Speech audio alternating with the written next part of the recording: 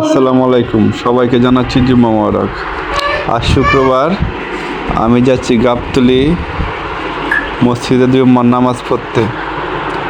مولاي صل وسلم دائما أبدا على حبيبك خير الخلق كلهم.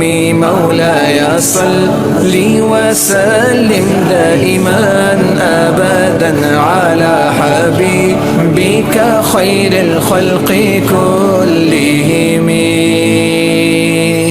يا نبي سلام عليك، يا رسول سلام عليك، يا حبيب سلام عليك، صلوات الله عليك. নামাজ শেষে রাস্তায় দুই ভাইয়ের সাথে দেখা হয়ে গেল।